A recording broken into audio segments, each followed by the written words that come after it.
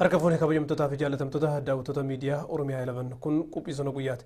Sona guyyaa keenya har'aa keessatti dhimma hidhamtoota Saawudii Arabiyaa mana hidhaa Saawudii Arabiyaa keessatti dararamaa jiran irratti mari'achuudhaaf keessummaa tokko kallattiidhaan qabadhee isiniif dhiyaadhee jira.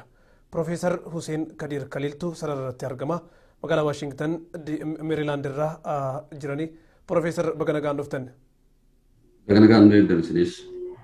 Profeesar dhimmi irraa mari'achuudhaaf deemnu dhimma lammiilee biyya keenya kan mana hidhaa Saawudii keessatti dararaan hammana hin jedhamne irra gahaa jiruuti. Dararaa isaanii namni hedduun argee jira. Hidhamtoonni kunniin hidhamtoota siyaasaati. Yeroo ammaa kanatti sagaleen hawaasa Oromoo isaan barbaachisu. Mee waa'ee isaanii irraa mari'annuti. Yeroo ammaa kana lammiileen mana hidhaa Saawudii kana keessatti dararamaa jiran garmalee dararamaa jiru. Qormaata dhalli namaa arguu hin qabne argaa jiranii. Walumaa galatti hidhamtoota siyaasaa kanniiniif wanti isinitti dhagahame maali? Maaltu godhamuu qaba jettu? Hedduu galatoomii egaa lammiileen kun rakkoo fi dararaa biyya keessatti isaan muddachaa ture karaa kamiinuu haa ta'u sababii diinagdee, sababii siyaasaa haala jireenyaatiin wal qabatee biyya isaanii irraa argatee nuu dabra jedhanii gara biyya albaatti kan baqatanidha. Gareen isaanii ijoollee isaanii maatii isaanii biyya gargaaruudhaaf yaadanii kan biyyaa bahanidha. Haa ta'u malee akka itti bahanis dararaa ta'ee tokko tokkoon isaanii biyyoota hedduu gammoojjii hedduu keessa qaxxaamuranii warra achi gaheedha. Amma egaa jireenyi itti ulfaate inumaayyuu dararaa caalu isaan mudatee mana hidhaa keessatti isaan arguun baay'ee waan garaa nama nyaatudha. Mana hidhaa keessatti isaan arguu qofaa miti ilmi namaadhaa ni hidhama keessaallee ni baha. Garuu dararaan isaan irra gahaa jiru kan baay'ee hamilee nama cabsuudha. Akka qorannoon gabaasonni adda addaa mul'isanitti gariin isaanii ni tumamu.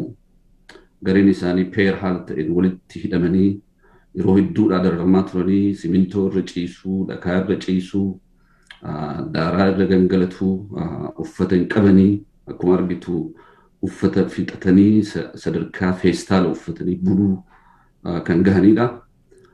Dhibeen adda addaa achi keessee dararaa isaan irra jiran qaama isaanii yoo argitu kanaan namni hin gaddine, hin gadoofne I think namummaayyu hin qabu jedhee yaada. Kana caalaa ammoo guyyaa hundaa dhibeedhaan du'aan marfamtee gariin isaanii akka riipoortiin tokko ibsutti hanga argitee amantii isaa nayyamneef malee tokko hanga ufajjeesuuf atti mararfatanii rakkoo akkasii keessa jiraachuun isaanii kan garaa nama gubuudha dhugumatti. Jarri kun hidhamuu qofa osoo hin ta'in hidhaa keessatti haala ilmi namaa hin dararamne dararamaa jiraachuun isaanii biyya qabuu laata, nama isaanii dubbatu qabuu laata, dhageettii qabuu laata kan jedhu kan namatti onnoo jedhu nama yaachisu. Gaaffiin isaaniis amma sadarkaa kanatti baay'ee xiqqaadha. Gaaffiin isaanii garuma biyya keessatti dararamanii rakkatanii dinagdeedhaan haa ta'uu siyaasaan haa ta'uu keessaa baqatan sanatti awwaal qiyaamaa tana keessaa achumatti gallaalaata kan jedhu biyyuma sanatti galuudhaaf fedhii godhatanii gaaffii akkasii hanga gaafatanitti ga'anii lammii biyya sanaa qaamni ta'e kan kana argu kan imimmaan itti dhufne kan garaan isaa hin bobeenne kan sagaleen taaneef rakkina mataa isaa qaba jechuudha. Hedduu nama gaddisiisaa, hedduu nama boonchisaa, hedduu nama miraatfachiisa jechuu barbaada. Yeroo hedduu marsaalee garaagaraatiin aktivistoonni haa taatu hawaasni Oromoo guutuun waa'ee rakkoo kanaa irraa haasofna. Profeesar uummanni Oromoo waggoota 150 oliif qabsootti jira. Dararaan hanga mana hidhaa Saa'udii hammaatu garuu hanga ammaatti argameen beeku waan dhala namaa irratti raawwatamuu hin qabne hundatu isaan irratti raawwatamaa jira. Rakkoon guddaan mootummaan Itoophiyaa uummata kana aisoleet godhee osoo miidhaa isaanii argu sagalee isaanii ijaan arguu dideef wanni akkanatti gatuu barbaadeef maal isiniif fakkaata? I think kanas laa isaanumatu deebisuu qabaa garuu akkanatti fakkaatutti ani amma sadarkaa amma irra jirutti mootummaan biyya sanaadha. Rakkoo adda addaa keessa jira, lolatu jira, biyyi nagaa hin qabu, dinagdeen biyyattii akka hin taanetti burkutaa'ee jira. Argitee namni hammanaa kun gara biyyaa yoo galee maal ta'a akkamit jiraata dabrees sodaan siyaasaas keessa jira garam deemuu danda'a. Namni gaafa rakkate gaafa cinqate argitee rakkoo hedduu keessa galuu danda'a. Gaaffii kaasaa mirga isaa falmataa kun I think sodaa gurguddaa jira natti fakkaata including siyaasaa dabalatee jechuudha. Kanaaf osoo kana ta'uu baatte argitee mootummaan erga mootummaa kee ta'e silaa kana caalaa wanti biyyi takka itti salphattu hin jiru. Kana caalaa paarlaamaan biyyattii tokkodha. Bakka bu'oonni uummataadha. Kana caalaa mootummaan, kana caalaa ministeerri, kana caalaa muummichi ministeeraa biyyaa kan itti salphatu hin jiru jechuudha. So ajandaa isaanii godhachuu qaban ture. Ajandaa keessaa priority ajandaa dursaadha gochuu qaban ture. So maaltu akka hojjetamaa jiru naaf hin galu. Bakka bu'oota uummataa gaafa jette eenyuun bakka bu'eedha gaaffiin. So namoota kana bakka bu'eedha. Black and white dubbatamuu kan qabu. So mootummaan maal akka rakkate isa beekaa. Garuu ammoo mootummaan lammii isaatiif hin quuqamne. Mootummaan lammii isaa bira hin dhaabbanne. Bakka bu'aan lammii isaa bira hin dhaabbanne. Rakkoo akkana by the way rakkoo isaanii qofaa miti kun rakkoo biyyattiiti jechuudha. Because immeejii biyyattiillee haala hin taane sadarkaa addunyaatti mul'isaa jira jechuudha. So I think mootummaan rakkoon inni kanarratti qabu maal akka ta'e tokko tokkoon beekuu baadhus waan makaatu wal keessa jira jechuudha. Gaaffiin dinagdee jira, gaaffiin siyaasaa jira, gaaffiin lammii ofiitiif dhugamaan quuqamanii dursa kennuu fi rakkina jira jechuudha. Because amma akkuma argitu attention biyya sanaa waa'ee lolaati, waa'ee rakkinaati, waa'ee siyaasaati. So kun lammii ofii akka dagatan isaan goosisanatti fakkaata gabaabumatti. Profeesar kanaan dura yeroo lammiileen Itoophiyaa hanga nama 8 ta'u Liibiyaa keessatti sababa amantiitiif qalaman jedhaman san guutuu biyyaatitti gadda guddaatu ture. Guyyaan gaddaas lallabamee ture. Hiriirri deeggarsaatis hiriirri mormiitis godhamee ture.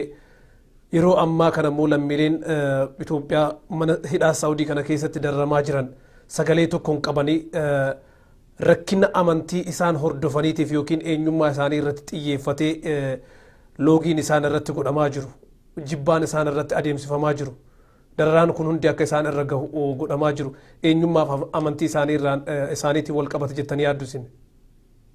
I think partly kunis keessa jiran jedhee yaada because namoonni hedduudhaa kan biyyaa bahan waggoota 27 darban keessatti dararaa mootummaan sun irraan gahaa ture. Ajjeechaa hidhaa gadadoo argitee saamuu qabeenya isaanii irraa mulqachuu irraan kan ka'e namoonni jireenyi itti hadhaa'e biyya keessaa karaa adda addaatiin bahan. Namoonni kunniin tokko tokko yoo argitu karaa Jibuutiitiin deemanii sana booda Yemen galanii sana booda Gizaan booda ammoo Saudii warra gahanidha. Gariin ammoo karaa birootiin bu'aa bahii keessa deemee gammoojjii keessatti kama du'e wayiitu achi gaha. Warri kuni kan deemeef argitee tokkoffaa rakkoo diinagdee biyyattii keessa jirudha. Lammaffaa haala siyaasaa biyyattii sun keessa turedha. Dhiisumatu itti fufe waggoota 3 dabran kanas sababii argitee jijjiiramaatiin wanti dhufe jira jedhamee hamileen erga kenname booda wannichi duubatti waan sigigaateef namoonni hedduudhaan dararamanii hidhamuu, ajjeefamuu, doorsifamuu akka maleetti jiraachuu irra biyyaa baqachuu keessa warra seenan fakkaata. Isaan duras warra deeme taanaan gaafa dargiis warra deeme taanaanii I think warri kunniin baay'een isaanii dargaggoota.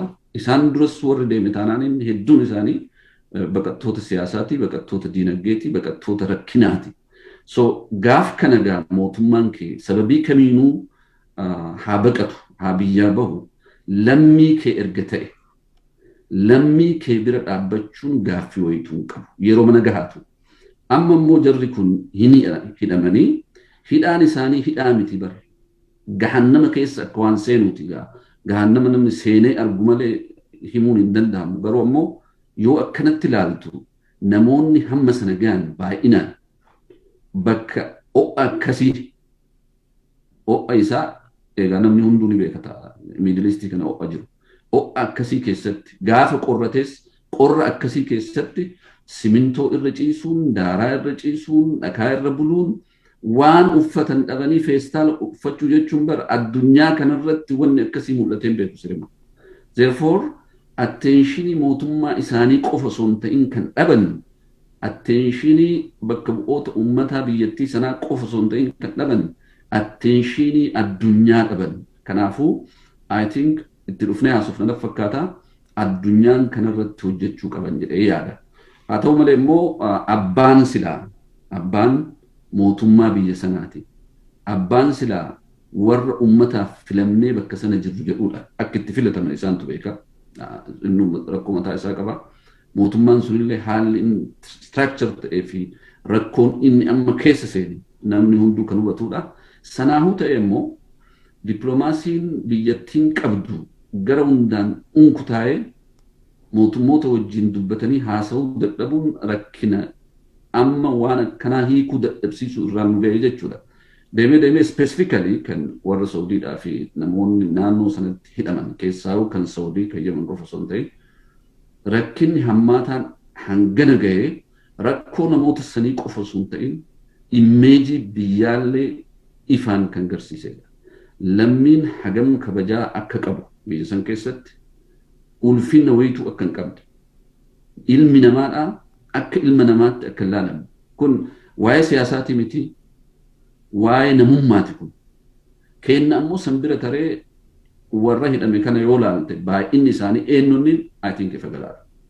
Kun attentionii dhabsiise ta'uu danda'a. Because gaaffiin biyya keessaa ka'u, gaaffiin siyaasaadhaa, gaaffiin diinagdeedhaa, gaaffiin mirgaa kanaan wal qabataa jechuudha. Baay'een isaanii rakkoo kana jalaa dheessanii warra baqateedha. So gaafa galanillee rakkoo nutti fiduu laata kan jedhu amma akkasii yaadinnu laata kan jedhu sammuu kiyya keessaa qaba. Because lammiin kee gaafa akkasitti hidhaa keessatti mul'atu mootummaan callisuu rakkoo qabaa jechuudha. So gaaffii nagaa uffatteef yes partly sababii amantiitiin ta'uu danda'a.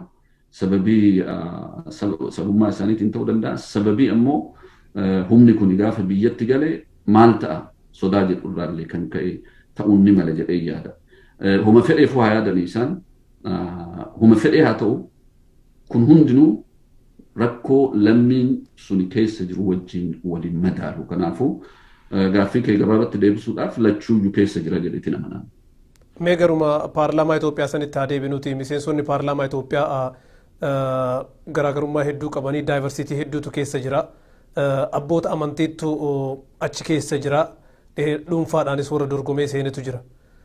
Guutuun paarlaamaadhaa miidhama lammiilee isaanii osoo argan akkamitti wal fakkaatanii sagaleen isaanii dhabamuu danda'a yookiin ajandaa biraatiin biizii ta'uu danda'an maaf biizii ta'uu danda'an jettan? Ani akkana fakkaatutti isaaniif sekandariidha jechuudha kawanti kun silaa anaaf osoo akkanaaf galutti priority ajandaan kana caaleen jiru. Kun waa'ee siyaasaatii miti, waa'ee ilma namaati, waa'ee lammii keetiiti. So gaafa uummata bakka bu'e jettu uummanni ati bakka buute kanumaa uummata biraatii miti. Borus ka si filu kanumaa gaafa biyyatti galees akka lammiittis kan si filu kanumaa mootummaan egaa mootummaa yoo ta'e mootummaa kiyyaa yookiin bakka bu'aa kiyyaa kan siin jedhus kanumaa jechuudha. So jarri kun waan isaan achi keessaa hojjetan hin beeku. For instance abbootiin amantaa tokko tokko ceehanii achi keessa galanii jiru, namoonni tokko tokko dabranii jiru. Garuu I don't think garaagarummaa guddaa qaban jedhee yaadu. Silaa garuu yeroo kana gadi baanii iyyuu qaban tureeyyu. Silaa yeroo kana akkuma isaan feestaala uffatan sanatti bakka bu'aa uummataa erga ta'an feestaala uffatanii akkasitti iyyuu fi qaban tureeyyu. So where are they? Hin jiran jechuudha literally. So kana jechuun rakkootu jira jechuudha. Yookiin gadi bahanii dubbachuu hin danda'anii yookiin ammoo gadi bahanii dubbachuu hin barbaanne achuma ta'anii akkuma duraanii sana harka baasuuf yoo achi dhaqan taate suni dubbii biraati. Kun specifically warra amantaa warra argitee dabree dhuunfaadhaan seenne jedhan ilaallata kun egaa yoo danda'an ammas taanaan wanni isaanitti himnu yookiin isaanitti agarsiifnu at least isaan ol bahanii haasa'uu danda'uu qaban. At least isaan kun ajandaa biyyattii sanaa ta'uu qaba jedhanii haasa'uu danda'uu qaban. So waan gadi bahuu dadhabaniif isaantu beeka. Aan akkanaaf galutti yookiin achi keessaa bahuudha yoo achi keessa jiraatan ammoo rakkoo hammana gaheef dararaa hammana gaheef voisii ta'uun dirqama ta'a jechuudha. Kun miseensa paarlaamaa illee ta'uun barbaachisu kun akka ilma namaatti waan jarri achi keessa jiran san yoo laaltu abooga qaama isaanii yoo laaltu bar rafteen bulti first of all qaama isaanii sanarratti wanni ati argitu si raffisee si bulchuu hin danda'u dhibee walitti dabruudha dhibee perhaps nama ajjeesuu danda'uudha because easy sakan wanna akka covid akka maaliyyoo isa easy that's secondary ta'ee jira jechuudha. Dhibeen ati harka isaanii irratti argitu qaama isaanii irratti argitu akka daddarbaa ta'e tilmaamuudhaaf yookiin haasa'uudhaaf haakima ta'uu sin barbaachisu. Therefore kun I think akkuma mootummaatti akkuma immoo miseensa bakka bu'aa uummataa tokkootti duuti kana caalee hin jiru jedhee yaada. Osoo biyya biraa taate taayitaa isaanii gadhiisanii yookiin abbaan dangodhanii deemutu isaanirraa eegama jechuudha. Profeesar mee kallattii ammas garuma Saawudiitti haa deebinuti biyyi takka biyyoota garaagaraa keessaa ambaasaaddara qabdi. Itoophiyaanis ambaasaaddara Saawudiidhaa qabdi. Ambaasaadarri lammiilee isaatiif tumsuu hin dandeenye maal dalaguutti jira jettanii yaaddu. Kan biraa ammoo gaheen ambaasaaddara tokko biyya tokko keessatti maalinni? Aniga ambaasaaddarri yookiin imbaasiin achi jiru maal dalagaa I think isaanuma gaafachutu kalaahaa garuu ammoo akka nama tokko alaalaalutti ambaasaaddara yookaan imbaasii achi qabda jechuun bakka bu'aan olaanaadha. Kan biyya sana bakka bu'u kan argitee gurmuu sana hoogganu achi jira jechuudha. Wanni inni hojjetu guddaan fedhii fi dantaa biyya isaadhaa kabachiisuudha. Hariiroo akkasii biyya keessa jiru wajjin uumuudha. Lammiileen biyya isaa kabajaa argatanii sirnaan seeraan akka tajaajilaman gochuudha biyya san keessatti jechuudha. So more support godha, facilitate godha. Mootummaa san wajjin hariiroo gaarii uuma. So bakka inni jirutti mootummaan biyya sanaa jira jechuudha. Bakka bu'eeti waa'ee lammiilee isaanii isaa promote godhaa.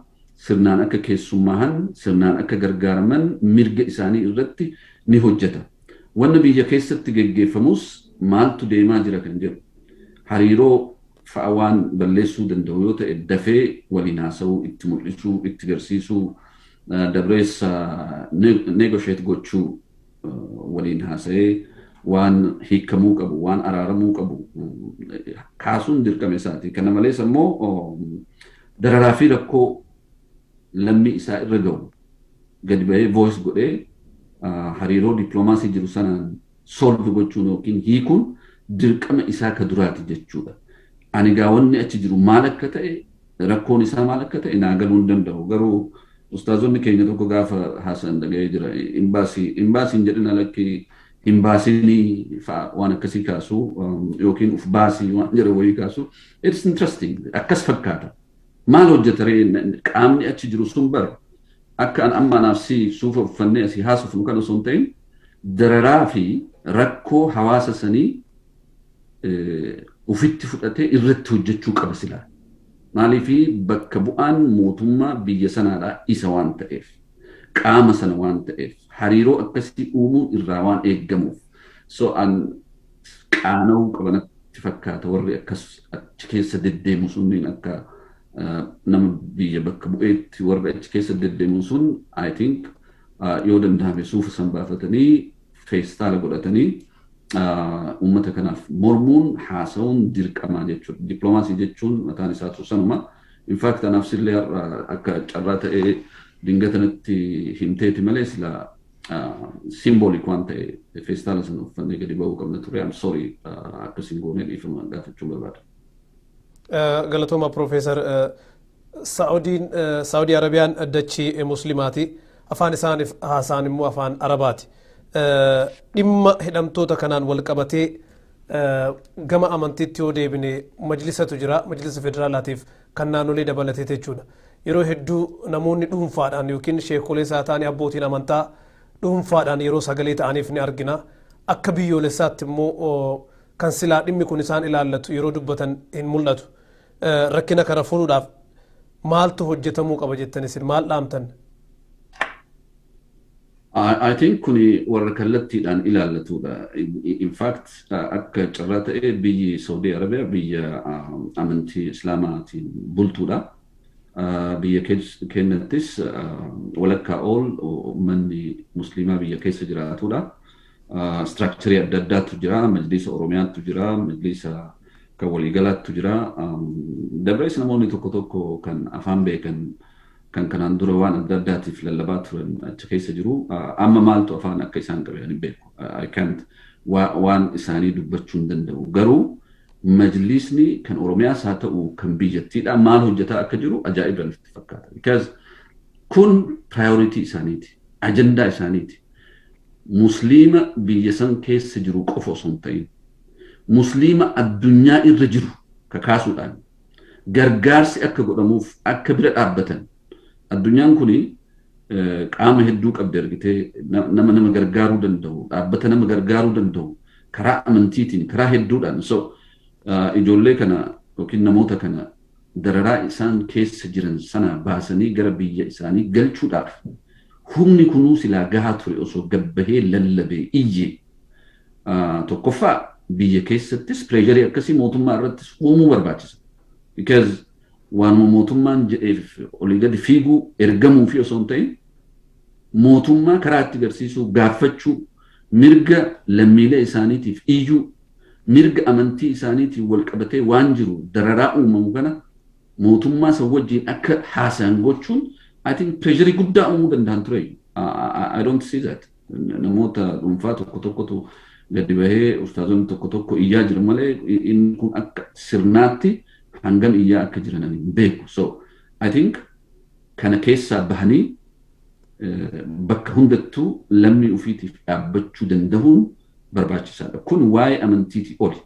Garuu akkuma ati kaaste immoo yeroo tokko tokko communicationin akka walitti siqxuun ta'uu waan danda'uuf qaamonni amantii kana musliimonni warra ta'an keessaa structurein wingii kana geggeessu gadi bahee kallattiidhaan dubbachuu danda'uu qaba. Mootummaa biyya sanaattis agarsiisuu danda'uu qaba. Fakkeenyaaf amma dhiyeenya kana namoonni gara Saudii deeman sun namoota gurguddaadha. Hangafoonni mootummaa keessa jiru, ulamaa'iin gurguddaan keessa jiru, sadarkaa addunyaatti warri beekame akka Dr. Jailan keessa jiru. Waan guddaadha. Garuu ammoo yoo rakkoo kana laaltu, sadarkaa rakkinichaa yoo laaltu, waan amma uummanni sun keessa jiru yoo laaltu, what the hell the Prime Minister is doing? Prime Ministerin biyyattii sanaa maal hojjeta? Inni maal dhaqne? Prime Ministerin dhaquu adda addabu. Ministeerri haajaa alaadhaa maal hojjeta? Maaf hin dhaqne? Naaf galuu hin danda'u kun because kuni sadarkaa gadi aanaatti waan gitee itti gaafatamaa faayinaansiidha or dinagdeedha or something warruma ka amantiillee taanaan gariin isaanii warruma achi jala fiffiiguu erguun wannoon qabu humna godhatu. So Prime Ministerri UAE United Arab Emirates Dubaayin deemee yeroo adda addaa Turkii deemee galu Saudii dhaqee wanni inni lammiilee kanaaf hin falmineef hin gaafanneef jiranatti hin fakkaatu. Gaafa biyya ture OBN gaafii tokko na gaafatee tureyyuu. Prime Ministerin amma jiru kuni gaafa dhufe ala deemee namoota dhukkubsatan even tokko tokkoon dubbisaa turan. That was a good gesture. Sun waan guddaadha. So gaafa sana gaafa na gaafatanan fakkeessuuf osoo hin ta'in dhugaadhaan lammii ufiitiif akkasii quuqamanii godhan taanaaniin kun itti fufiinsa qabaachuu qaba. Garuu ammoo hoogganaan biyya tokkodhaa piroomisii hin taane seenuu qaba. Piroomisii dhugaadhaa seenuu qaba. Lammiileen isaa kan biyya alaa jiran dararaa keessa jiraannaan priority number 1 isa kana. Therefore ati sadarkaa gadi aanaatti warra akkasii erguu irra warri sun gadi aanaa jechuu kiyyaa miti ani kaasee ture sadarkaa Afrikaatti ulamaa'ii gurguddaattu keessa jira warri argitee biyyarra dabree sadarkaa Afrikaatti sadarkaa addunyaatti waa hedduu hojjechuu danda'an karaa amantiitiin hooggantoonni sunis poozishinii xiqqaa qaban jedhee yaadu. Garuu ammoo akka dippiloomaasiitti yoo ilaaltu ulfinnii fi kabajaan hoogganaa yookiin hoogganaa olaanaa biyya tokkootiif kennamuu fi ministeera gadi aanaadhaaf kennamu tokko miti. That's why jarri kun bar sirnaanuu waan keessummaa natti hin fakkaatu akka dhagahutti. So they have gone through Kenya, achiin bahanii dhaqanii sana booda namni sirnaan dubbise olaanaanuu jira natti hin fakkaatu. Bakka wayiitti deemanii akka dubbisaniif namni waamee akka dubbiseedha kan galu. Isaanis ajandaan isaanii maal akka ture naaf hin galle. Ijoollee kanas ijoollee akkasitti ibidda keessa taa'an dhaqanii osoo dubbisin gara biyyaa deebi'an. So akka amma information qabutti wanni isaan kakkaasaa turan waa'ee gargaarsa gaafachuu, waa'ee mallaqa gaafachuu. This is seriously rakkoo guddaadha kun dhukkuba. So amma achis taanaan personally and capacity akkasii qabaachuu baadhus I would like to request the Prime Minister mataan isaa dhaqee warra isa wajjin haasa'ee yoo barbaade amansiisee yoo barbaade kadhatee yoo barbaade sistemii ittiin waliigaluu danda'u uumee lammiilee kana ibidda san keessaa baasuun irraa eegama fakkaata. Kana ta'uu baannaan wannummaan ati biyya hooggantu jiranatti fakkaata. Profeesar yeroo hedduu wanni argaa jirru fakkeenyaaf biyya keessatti aanga'oonni mootummaas haa ta'u muummichi ministeeraa yeroo hedduu iddoo miidhamni jiru, iddoo lolli jiru, iddoo hawaasni itti miidhamaa jiru, iddoo beelli jiru kan dhaqan hin arginu. Prosperity mindset waan qaban fakkaata. Iddoo misoomni jiru, iddoo magariisa qofatti deemaniitiin suuraa ka'aniitiin yookiin viidiyoowwan garaagaraa yeroo sagantaalee haa ta'u waan akkasii qofa ka hojjetan agarra. Rakkinoota akkanaa irratti yeroo isaan sagantaa babbareedaa yookiin dhaamsa iddoo san irratti argamanii lammiilee isaanii miidhaman daawwatanis hin agarru. Dhaabni kun walumaa galatti maayindiseetii kana keessaa bahuudhaaf dhaamsi isin dabarsitaniif yoo jiraateef. I think kun gaaffii ulfaataa na gaafattee naaf hin ta'u tokko because there is a fallacy of prosperity. Maal inni kan jedhu kun gaaffii biraa qaba. Waan kana claim gochuudhaaf achi geennee jira kan jedhu yeroo baay'ee na gaafatan. Waa baay'ee jira akka diinagdee biyya tokkootti bakka san gahuudhaaf argitee waa hedduu sirra jira. Diinagdeen biyya guddachuu qabdi, so called economic growth. Economic growth wanti jennuun kun guddinni diinagdeedha indikeetoroota mataa isaa qaba. Yoo argitee per capita income biyyattii sanaa guddate, yoo income namootaa ol ka'e, yookiin immoo GDP biyya sanaa yoo ol ka'e akkasitti laakkaamee akkamaan utaaltee guyyaa tokkoon hin dhayitu yookiin torban tokkoon yookiin waggaa 10 achi hin geettu. So diinagdee guddisuu qabda. Diinagdeen guddisuu osoo hin ta'in sana bira dabree diinagdeen misoomuu qaba. It's a plus. So economic growth waan jettu san irratti dabaltee economic development fiduu qabda. Gara biraatiin ammoo lammiin kee baratee nama ta'uu danda'uu qaba. Human capital qabaachuu qabda. Dura nama waa oomishu waa kalaqu waa hojjetu qabaachuu qabda. Kalaquu qofaa miti, oomishuu qofaa miti, namni barachuu qofaa miti, human development jiraachuu qaba. Waa'een security si'aachisuu qaba. Waa'een freedom ilma namaadha. Waa'een argitee gadi bahanii waan barbaadan filatanii waan barbaadan dubbatanii waan barbaadan nyaatanii akka silaa namni jiraatutti jiraachuudha. Kana hunda walitti dabalateeti sana booda barka gara well-being of society kan deebituuti. Kanaaf yeroo tokko scientifically kana lafa kaa'uudhaaf na rakkisa. Gaaffii ati na gaafatteef garuu rakkinni kuni gadadoon kuni lolli beelli dararaan lammiilee irra gahaa jiru kuni maal garsiisaa kan jedhu it doesn't show that. Faalaasii hojjetaa jirra jechuudha. Yeroo tokko faallatti jijjiirruu laatan jedhani. Faallatti for instance gaaffii uummanni hin gaafatin deebisuu. Hawwii uummanni hin qabne hawwuu fi waan akkasiitu jira. So kuni gaaffii ati na gaafatte gaaffii amma daqiiqaa 5 keessatti deebi'uu miti. Garuu akka natti fakkaatutti orientation mirkaneessatu sirrii miti jechuudha. Sammuu itti yaannutu sirrii miti jechuudha. Amma warra Saudii jiru kana yoo fudhatte specifically waan isaa waan haasofnuufi. Addunyaan ilmi namaa akkasitti achi keessa osoo jiru osoo argu Atammoo biyya keessatti taa'ee biyyi kiyya misoomaa jira, guddataa jira, achi ga'ee jira yoo jette dubbiin hin fakkaatu. It's a fallacy. So akkasitti yaadanii jechuun silaa kan ta'uu qabu ilmi namaadha. Bakka qamadiin itti biqilu qofa osoo hin ta'in, bakka argitee wanti gaarii mul'atu qofa osoo hin ta'in, bakka rakkinni jiru dhaquudha. Gammoojjii Gujii keessa, Booranaa keessa, gammoojjii Baalee keessa beelli jiru amma yeroo ammaa bakka biroos dabalatee kan biyya sana mataa ol qabachiisu miti. Lolli biyya sanatti geggeeffamaa jiru. Dararaan ilma namaadha. Hidhaan ajjeechaan gadadoon ammas akkas ta'eyyuu biyyaa bahuun. Baay'ee amma erga waan kana kaasneen booda qorannoo tokko laalaa ture jira. Uummanni kun akkana rakkatee osoo gara biyyaatu gale.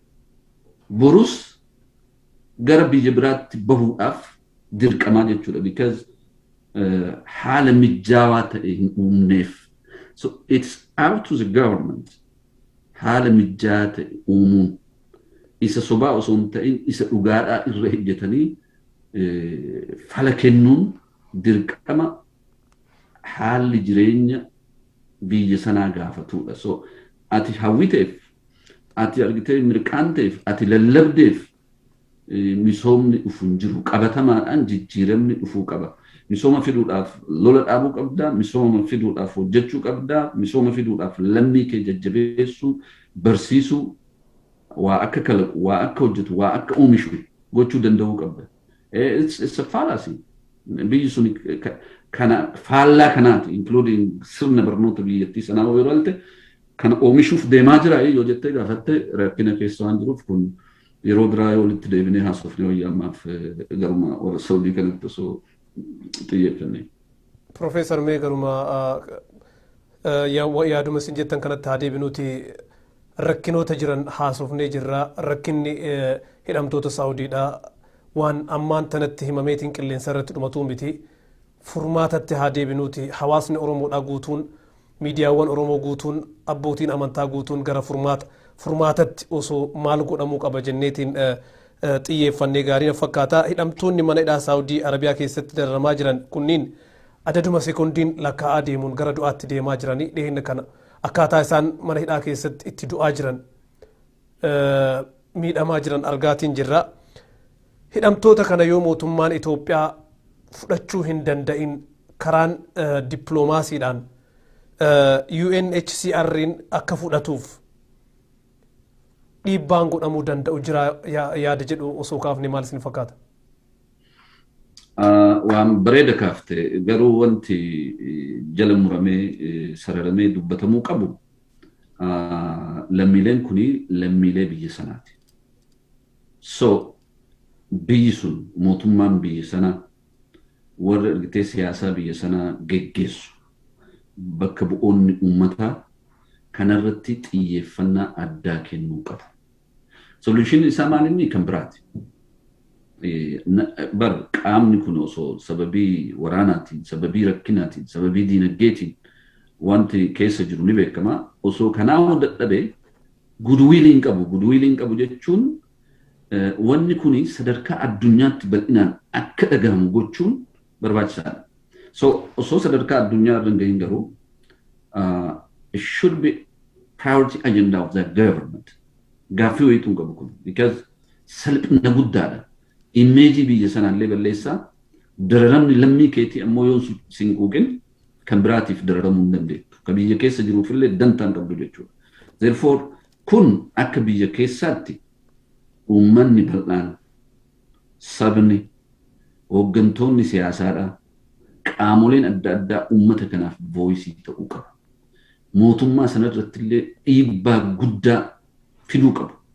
Mootummaan sun yoo kana hojjetin bakka bu'oonni uummataa sun waan kana yoo hin haasa'in wannummaan isaan haasa'anu faallaa fedhii uummataati jechuudha. So kun irratti hojjetamuu qabaan jedhee yaada akka biyyaatti. Akka addunyaatti garuu hidhamtoonni kun akka ta'aniif duras kaafnee jirra. Addunyaa kanarratti dararaan akkasii mul'ateen beeku. Ilmi namaadha akkasii salphateen beeku. Therefore addunyaan dhagahuu qabdii kan jedhu number one priority ta'uu qaba jechuudha.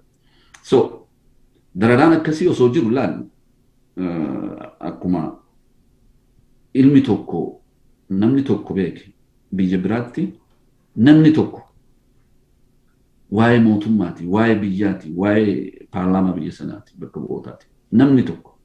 Kun garuu maas namni akkasitti namni 100,000 akka lammii keetiitti si jalaa hidhamee dararaa san keessa gaafa jiru miidiyaan addunyaa kanaa hangam gabbayee dubbateen gaafii guddaadha. Fakkeenyaaf Aljazeeraan, BBC'n, CNN, what have you, wanni addunyaa kanarra jiru gabbayee ilma kana akka dubbatuuf, attention akka kennuuf keessaa warri ala kana jirru warri kuwwanis irratti hojjechuun barbaachisaadha jedhee amana. Mootummoonni addunyaa kanaas ka humna qaban kan dararaa ilma namaa ijaan arguu hin barbaanne akka dhagahaniif dhaabbileen idila addunyaadha kan human rights irratti hojjetan mirga namaa irratti rakkoo dhala namaadha warri arguu hin barbaanne addunyaa kanarra hedduudha jiru kanneen dhageessisuun barbaachisaadha. Bar faallaa ta'e malee biyyoota guddatan keessatti amma albuudaaf waan xixiqqoo jechuun hin danda'amu sareedhaaf adurreedhaaf mootummaan kan sabni qaba siistemii mataa isaa qaba kana akka jiraatan mirga isaanii eeguudhaaf namaa wal biratti yoo ilaalte kuni waan xiqqaadha jechuu dandeetta garuu isaaniif xiqqaa miti. So warroota akkasii kana biratti ilmi namaadha hangas dararamaa akka jiran garsiisuun barbaachisaa ta'anatti fakkaata. Abbootiin amantaas sadarkaa idila addunyaattis haa ta'u kan biyya keessaas hamma danda'aniin kanarratti attentionii kennuun barbaachisaadha jedha. So number 1 mootummaan biyya sanaadha lammii isaatiif kadhate bajeta ramadee waan fedhe godhe I think bira dhaabbachuun dirqama. Anaaf piroojeektii guddaa wayii cuftee lammiilee kana gara biyya keetiitti galfattee biyyee qotanii akka nyaatan gochuun ni danda'ama. Rakkoo arganii jiru. Biyya san keessatti wanni sitti tolee achi keessa bashannantu jiru. Gammoojjiidha. Gammoojjii san keessatti rakkatanii dararamanii hanga ilmi namaa hin taane ta'anii jiru. Ulfina dhabanii jiru. Saree hanqatanii jiru. Gaafa biyya isaanii galan qaamni kuni qaama oomishuu danda'u ta'uu hin danda'a. Waan guddaa hojjechuu hin danda'a. So haala mijeessanii fi argitee piroojeektii amma dachaaste sana sababii isaaniitiin amma dachaaftu sana isaanummaan akka dhalchan gochuun ni danda'ama. So I think rakkoo tinkingiiti malee rakkoo maallaqa natti fakkaatu. Sanaa haa dadhabu mootummaan sun addunyaan maallaqa qaba. Addunyaan gargaaruu danda'a.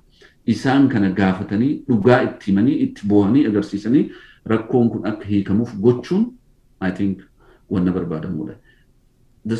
Waan xiqqoo keessaa tokko mootummaan Saudiitu hangam approach ta'ee jira rakkoo kanarratti. Warri qabeenya argitee namoonni gurguddaan biyya san keessa jiran kan abbaan tokko lafaa ka'ee halarkee waan jedhamu atin beektaa gochuu danda'u namni muraasni yoom gaafatame yoom kadhatame yoom rakkoo kenna sirriidhaa nuti argitee warra kana akkanatti arguun barbaannu jedhamee yoom itti boohame yoom rakkoo isaatu amannee fudhanne amma tiimiin dhaqeessuun wanti jedhaa ture akkamitti riifattee akkasitti erga galaniin booda dahuufuu durri ulfa dura haa galan gara biyya isaanii ibidda san keessaa bahanii jireenya hadhaa san keessaa bahanii gara biyya isaanii haa galan. Egaa warri hidhame kun kan beekamuu qabu tokkoon isaanii dargaggeessa qofaa miti kan hidhame dubartii ulfaadhaa hidhamtee jirti. Ka achi keessa dhalatee jira. Ka dhalatee ammoo osoo hin turin achi keessa galee jira. Okay, umriidhaan kan xiqqashoo ol siqee jira. So daranaan akkasii kan kana caalu hin jiru. Lammiin kee dubartiin ulfaata akka achi keessatti argamtee achi keessatti dararamu jechuun gaaffii wayituu hin qabu. Ilmi reef dhalatee madaa sana ijaan argu lammii akkamii akka ta'uu danda'u I don't know. Nu mataan keenya erga akkas taate lammii akkamii biyya sanatti taana jennee waan siyaachisuudha. So I think attentionii guddaa barbaada. Kanaaf gaaffii ati na gaafatteef yoo danda'ame qofa osoo hin ta'in dirqama. Dirqamaan mootummaan biyya sanaadha. Dirqama kana bahuun ka isaati. garuu ammoo itti bakkifta malee yoo si dide akkam goota. Kanaaf san caalaa deemee warri UNHCR warri akkanaa kun ammoo warri gargaarsa gochuu danda'an bira dhaabbachuu danda'an akka bira dhaabbataniif I think lammiin biyya sanaa lammiin biyya kamiitu qaamni human rights irratti hojjetu advocacy group lobby adda addaa irratti warri hojjetan addunyaa kanarratti waan kanarratti attentionii kennanii sochoosuun amansiisuun akka gargaaran gochuun yoo hunda dadhaban keessaa at least warri UN kunis warri UNHCR hundi isaanii qaamni ilma namaa irratti hojjetu akka mobilize ta'uuf sagalee ta'uufiin dirqama jedhee yaada. Galatooma Profeesar sagantaa keenya gara goolabuutti adeemnuti mee yeroo hedduu uummata kana gara tokkoon numatu itti dabeenutu fakkaata keessattuu miidiyaawwan hawaasa Oromoo namoonni sooshaal miidiyaas fayyadaman marsaalee hawaasummaa guutuutti wal fakkaanneetiin sagalee yeroo taanuuf hin mul'atu yoo tokko ajandaa biraatiin qabamu tokkommoo ajandaa isaaniitiin qabama tokkommoo faffacaanee jirra faffaca'iinsa kana keessaa bahuudhaaf furmaatatu barbaachisaa uummata kana gargaaruudhaaf duulli tokko deemaatiin jira garuu duula jalqabame kana wal fakkeessanii deemuudhaaf humna akka inni qabaatuudhaaf wanni hojjetamuu qabu maal jettanii yaaddu kan biraa immoo namoonni Oromoonni hedduun addunyaa kana gubbaatti faffacaanii argaman hiriyoota gamaa gamanaa qabanii hiriyoota adii qabantu jira kanneen hiriyoota arabaa qabantu jira hangam takka dhaamsa isaanii dhimma isaanii kana geessineerra ka jedhus osoo achumaan kaaftanii.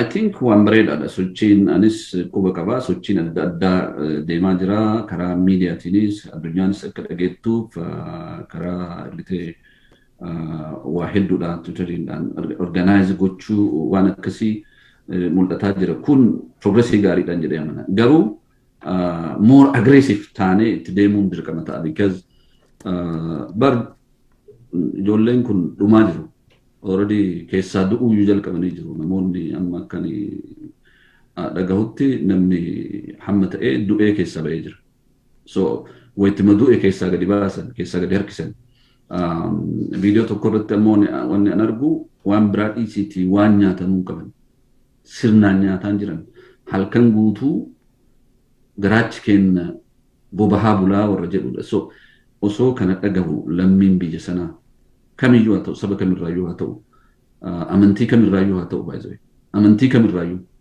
even amantii biraa warri qabu akka ilma namaatti qaama kana bira dhaabbachuun dirqaman jedhee yaada so kan gochuu nurraa malu amma sochii akkuma jette sochii kana humna akka humnaatti bakka tokkotti sadarkaa addunyaatti warri dhageettii qabu gadi bahee lallabuu qaba dubbachuu qaba miidiyaan addunyaadhaa akka hubatu gochuun dirqama so action because dhabaa jirra namoota kana kan beekamuu qabu dhabaa jirra literally amma qaama isaanii yoo laaltu haala isaan keessa jiran yoo laaltu guyyaa guyyaadhaan nama du'ee gadi bahu yoo laaltu so mistreatmentiin adda addaallee jira biyya san keessa beeki akka amma asii wannoo jedhamu kana tumaan argitee haalli isaan wanna dubbatamu miti ka viidiyoo miidiyaa irratti wanta targitu lallabataa jiru bar ijoolleen kun nu dhaqqabaa dhumne jedhaa jiru so I think warri carraa akkasii qabu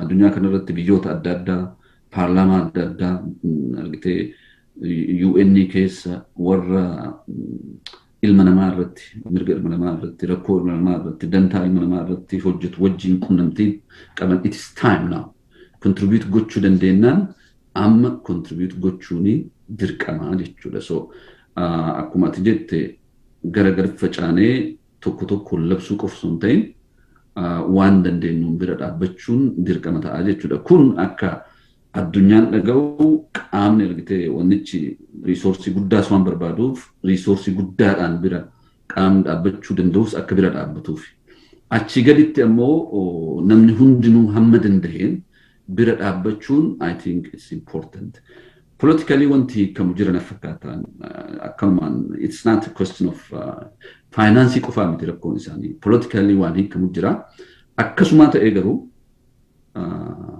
namni tokko I think biyya kamuu keessaa jiraatu namni tokko nama tokko biyyatti galchuudhaaf humna qaban fakkaata. Because laalaa ture transportiin hangam akka ta'e akka argutti namni tokko yoo kutate yookiin namni lama nama tokko biyyatti galchuudhaaf dandeettii qaba. Osoo rakkatin osoo ittiin miidhamin jechuudha. So kunillee wajjin yaadamuu qaba. Qaamni immoo argitee humna faayinaansiidhaa qabu. Akka organization'itti haa ta'u akka waa mobilize gochuutti haa ta'u mobilize godhamee irraa sharafaa deemuun I think rakkoo sana hiika jedhee yaada. Because hidhamtoonni kuni gara 100,000ti humna dhuunfaadhaan gargaaramanii qofa rakkoon isaanii hiikamuu hin danda'u. Garuu dhuunfaadhaan osoo bira dhaabbatamee addunyaa kanarra uummanni Oromoo miliyoona hagamtu jira. Therefore namni tokko nam lama ta'ee nam tokko osoo qabate I think rakkoon kun ni hiikkataan jedhee yaada. Haa ta'u malee rakkoon siyaasaallee keessa jira dubbiin isaa. How much that government is really interested qaama kana gara biyyaa galchuudhaaf kan jedhus akkuma jirutti ta'e kanarratti labsuun walii tumsuun waliin hojjechuun dirqama haalli yeroodhaa gaafatuun jedhee yaada. Galatooma Profeesar sagantaa keenya kan maanaa goolabnu. Ayyee kanuma jechuu dandeenya. Isinillee galatooma miidiyaanis akkuma tikaaste keessanis dabalatee miidiyaan Oromoo hedduutu jira. OMN kunis uummata kanaaf sagalee ta'uun dirqama ta'a. Sadarkaa kanatti dhaabuu qofa osoo hin ta'in miidiyaaleen sadarkaa addunyaatti jiran gabbahanii waan kana akka labsaniif akka dubbataniif fala akka barbaadaniif gochuu dhaamuu barbaada. Kana caalaa immoo mootummaa biyya sanaadhaaf bakka bu'oota uummataati jedhanii warri paarlaamaa keessa jiran wanna kanaaf xiyyeeffannaa addaa kennanii I think priority ajandaa gochuu qabu. Uummanni biyya keessa jirus maatiin ijoollee kanaadha. Abboonni, haawwan, obboleeyyan iyyuu labsuu mootummaa hanga gurri isaa duudutti itti himu actually gurri xiqqashoo rakkoo yoo qabaatan hin beeku. Hamma danda'ametti achi keessa kaa'uun barbaachisaadha. Bakka bu'oonni uummataas yoo kanan godhin maqamaaf achi keessa ta'an waan ta'eef I think bakka bu'aan uummataa tokko wanti inni hojjechuu qabu tokko kana waan ta'eef yoo dadhaban waan akkasii gochuu dadhaban resign gochuudha wanti irraa eegamu sila. Biyya biraatti ministeerri tokko yookiin abbaan angawaa tokko yoo rakkoon akkasii uumame hanga taayitaa gadhiisutti deemu. Nama tokkoof nama lamaaf argite yoo ta'e Morokoo keessatti daa'imni tokko boolla keessa seene ruuhiin nama tokkodha waa hedduu qabdi. Hangam addunyaan attentionii akka kenniteef achirraa barachuun ni danda'ama. Sadarkaa kanatti kanuma jechuun barbaada. Atis miidiyaan keessanis Oromiyaa 11 dhimma kana ajandaa godhatanii gadi bahuu keessaniif hedduu galatooma. Bakka jirrutti lammiilee kanaaf sagalee haa taanu ulfaadhaa galatooma horaa buloolee midhaasin jechuu barbaada. Hedduu ulfaadhaa Profeesar. Egaan daawwattoota keenya namoonni sagantaa kana daawwataa jirtan hundi keessan dhaamsa kana waliif daddabarsaa waliif qooda.